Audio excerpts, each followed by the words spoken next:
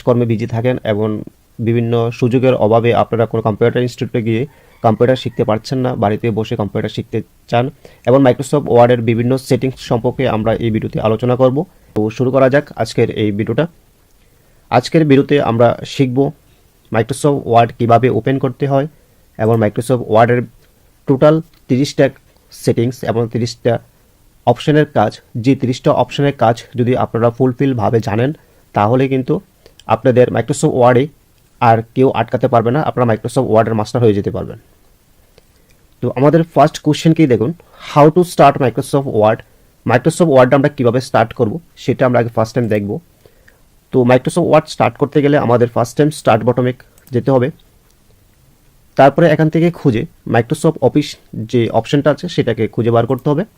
তারপরে এখান থেকে আপনারা মাইক্রোসফট ওয়ার্ড, আমারটা যেহেতু 2007-এর, আপনারা যারা যেটা ইউজ করবেন সেটা একটু দেখে নেবেন। আপনারা হয়তো 10 করতে পারেন অথবা 11 করতে পারেন অথবা 19 অথবা 21, আপনারা যে যে সফটওয়্যার ইউজ করেন।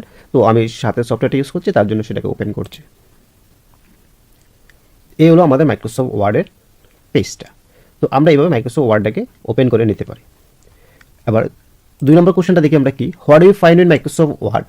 মাইক্রোসফট ওয়ার্ড যখন আমরা ওপেন করেছি আমরা এরকম একটা ডিসপ্লে দেখতে পেয়েছি। তো মাইক্রোসফট এই ডিসপ্লেটার মধ্যে কিছু অপশন আছে যেগুলো আমাদের জানা খুবই গুরুত্বপূর্ণ। যদি আমরা এই জিনিসগুলি না জানি তাহলে কিন্তু আমরা মাইক্রোসফট ওয়ার্ডে একদম পারফেক্টভাবে শিখতে পারবো না। তো এখানে আমরা ফার্স্ট টাইম টাইটেল বার সম্পর্কে আলোচনা করব। টাইটেল বার কোনটা? এই যে টাইটেল বারটা, এটা হলো কি, এখানে এই যে ডকুমেন্টস 1 অ্যান্ড মাইক্রোসফট ওয়ার্ড আছে সেটা হলো আমাদের টাইটেল বার। এটার মধ্যে আমাদের কি, এটার মধ্যে আমাদের আমরা যখন সেভ করি তখন আমাদের সেভ নামটা এখানে থাকে। এবং ঠিক টাইটেল বারের রাইট সাইডে 3টা অপশন থাকে, এই যে একটা, এই একটা, এই একটা। তো এগুলি আমরা অনেকে জানি বা অনেকে জানি না, এবং এগুলির কাজ কি সেটাও আমরা জানি না। যারা নতুন আছো তারা অবশ্যই এই জিনিসগুলি ভালোভাবে ফলো করবে, কারণ এই জিনিসগুলি, বেসিক জিনিসগুলি তোমাদের জানা খুবই প্রয়োজন। তো এখানে মাইনাস মানে হলো মিনিমাইজ। যদি আমি হোম স্ক্রিনে যেতে চাই তাহলে আমি সেটাকে মিনিমাইজ করে হোম স্ক্রিনে যেতে পারবো। তো যখন এটা মিনিমাইজ করব তখন কিন্তু সেটা আমাদের টাস্ক বারের মধ্যে এটা মিনিমাইজ হয়ে থাকবে। তখন এই যে টাস্ক বারের যে এই লোগোটা শো করছে সেটার মধ্যে যখন আমরা ক্লিক করব তখনই কিন্তু সেটা ওপেন হয়ে যাবে। এখানে রেস্টোর ডাউন, যদি আমরা 2টা বা 3টা পেজ নিয়ে কাজ করি একই সাথে তাহলে কিন্তু আমরা এই রেস্টোর ডাউন বাটনটা আমরা ক্লিক করতে পারি। তো যখনই আবার রেস্টোর ডাউনটাতে ক্লিক করবো তখন কিন্তু সেটা ম্যাক্সিমাম সাইজ হয়ে যাবে, এই যে এটা আগের জায়গাতে আবার চলে যাবে। আর ক্লোজ মানে যদি আমি পেজটাকে ক্লোজ করতে চাই তার জন্য সেটা ক্লোজ। অ্যান্ড এখানে একটা অপশন আছে অফিস বটম সিম্বল, সেটা হলো আমাদের বিভিন্ন সেভ করার যে ফাংশনগুলো আছে সেটি এখানে থাকবে।